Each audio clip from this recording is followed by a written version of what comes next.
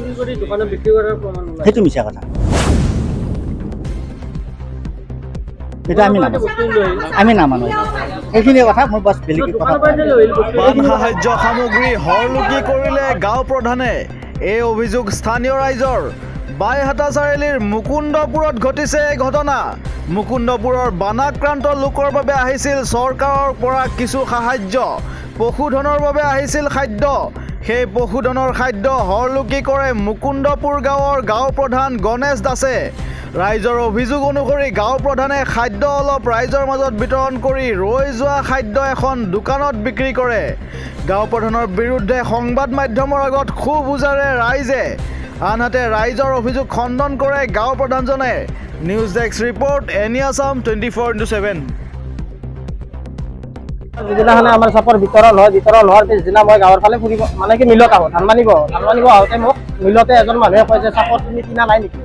মই চাপৰ কিনা নাই মানে যে চাপৰ ৰৈ যোৱা ৰাহি হোৱা চাপৰখিনি ৰাহি হৈছিলে বোলে, যে ৰাহি হোৱা চাপৰখিনি 500কে বিক্ৰী হৈছে বুলি মই মিলতে গম পালোঁ। মিলতে গম পাই মই গাঁৱৰ গাঁওবুঢ়াক ফোন কৰোঁ।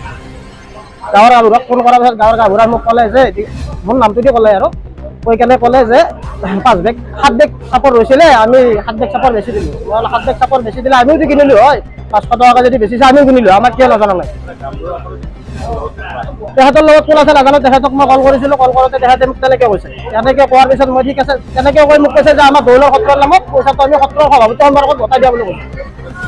তেওঁ স্বীকাৰ কৰিছে। তাৰপিছত মই ঠিক আছে দিয়ক, দৌলক যদি হতাইছে আমি ইমান নাজানো, আমি আৰু সেনেকৈ ৰাখি দিলোঁ ফোনটো। ৰাখি দি পেলাই ইমানতে মই তেখেতৰ লগত ফোনটো কাটি দিলোঁ। মই এইখিনিয়ে জানো আৰু তেখেতে বিক্ৰী কৰা বুলি মোক কৈছে। বৰ্তমান মানে কি আকৌ তাৰ সিদিনাখনে ৰাতিয়ে মোক তেখেতে কল কৰিছে যে দিগন্ত চাপৰখিনি নেক্সট দিনাখনে বিতৰণ কৰি দিম 8টা বজাৰ পৰা 12টা বজালৈকে আহিবা বুলি কোৱাৰ পিছত কালি ৰাতিপুৱা তেখেতলোক দৌৰাদৌৰি কৰি থকা দেখা পালোঁ। মানে কি উমেশ জেগাত তাত গৈছিলে, গৈ কিবা সুধিবৰ কাৰণে গৈছিলে, তেখেতে পঠাই দিলে। পঠাই দিয়াৰ পিছত তেখেতে চাপৰখিনি বিতৰণ কৰা নহ'ল যোৱাকালি। আজি আকৌ চাপৰখিনি বিতৰণ কৰি দিয়া বুলি হ'ল। সেইটো হয়েইটো, তেখেতে চাপৰ চুৰ কৰা বুলিয়ে ক'ব লাগিব। তেখেতে কি কৰিছে মই নাজানো। মই এটা কথাই জানো, আমাৰ এই মুকুন্দপুৰত যিখিনি মাল আহিল আমাৰ 25 তাৰিখ, 23 তাৰিখে প্ৰথম এক গাড়ী আহিল, 24 তাৰিখে এক গাড়ী আহিল, 25 তাৰিখে আমি মাল বিতৰণ কৰি দিলোঁ।